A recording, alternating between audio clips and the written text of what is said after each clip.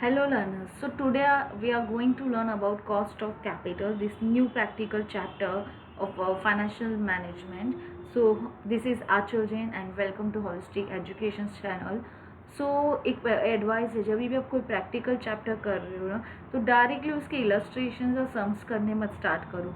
पहले वो basic chapter का मतलब क्या है, what is the meaning of terms that are using in this chapter, वो समझना बहुत ज़रूरी है। तो आज हम बेसिक चैप्टर रख रहे हैं, कॉस्ट ऑफ कैपिटल टर्म का मतलब क्या होगा, फिर नेक्स्ट चैप्टर से we will start practical questions. Okay, तो एक कंपनी के पॉइंट ऑफ व्यू में बोलूँ तो कंपनी है ना, जो कैपिटल होता है अलग अलग सोर्सेज से कैपिटल रेज करती है, whether from equity, preference, debenture.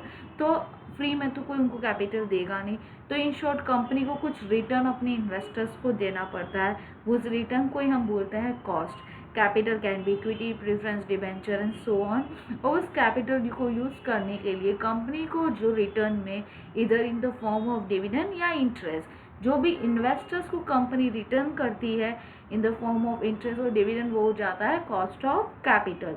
Capital अभी बताया मैंने, can be equity, preference, debenture, any other form of capital.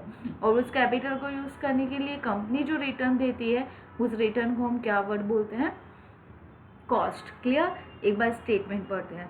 तो cost of capital is the return that must be provided for the use of investors fund. तो investors को fund को use करने के लिए कंपनी को जो भी रिटर्न प्रोवाइड करना पड़ता है इन्वेस्टर्स को, उस रिटर्न को हम बोलते हैं कॉस्ट ऑफ कैपिटल। इसको एक प्रैक्टिकल एग्जांपल के साथ देखते हैं। फॉर एग्जांपल, कंपनी के पास 3 सोर्सेज है जहाँ से वो अपने कैपिटल को रेज कर सकती है। इक्विटी से कर सकती है, प्रेफरेंस से कर सकती है कंपनी, एंड डिबेंचर से। This is just an example, there are various other sources also. पर in case of equity, as we all know, dividend is not fix, but company को डिविडेंड तो देना ही होगा in form of return. Initially amount और percentage of dividend is not fix, but as the dividend we will decided on the profit of company and other criteria, then company will decide how much percentage of dividend company has to give. But here we are looking about what is cost.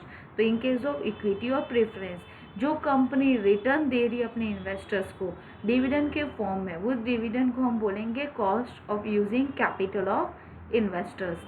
जैसे debenture में company को return में debenture holders को interest देना पड़ता है, तो interest क्या है, cost of using capital of debenture holders. I hope concept clear हुआ होगा। इन शॉर्ट, कंपनी ने जहाँ से भी कैपिटल लाया है, उस कैपिटल को यूज़ करने के लिए कंपनी रिटर्न में अपने शेयर होल्डर्स, इन्वेस्टर्स को जो भी डिविडेंड या इंटरेस्ट के फॉर्म में दे रही है, वो क्या बन जाएगा, cost of using those Capitals. I hope concept clear हुआ होगा। फिर ये भी अगर आपको कोई भी डाउट है, you can ask me in comment box. Thanks for watching. अगर वीडियो अच्छा लगा तो please like and subscribe, and please give me one suggestions, cost of capital के बाद हमें नेक्स्ट कौन सा टॉपिक पे डिस्कस करना है। ऐसे हमने लेवरेजेस पे वीडियोस बनाया, अब हम कॉस्ट ऑफ कैपिटल के ऊपर बना रहे हैं। उसके अलावा उसके बाद नेक्स्ट टॉपिक आपको क्या सीखना है, please let me know in comment box. Thanks for watching.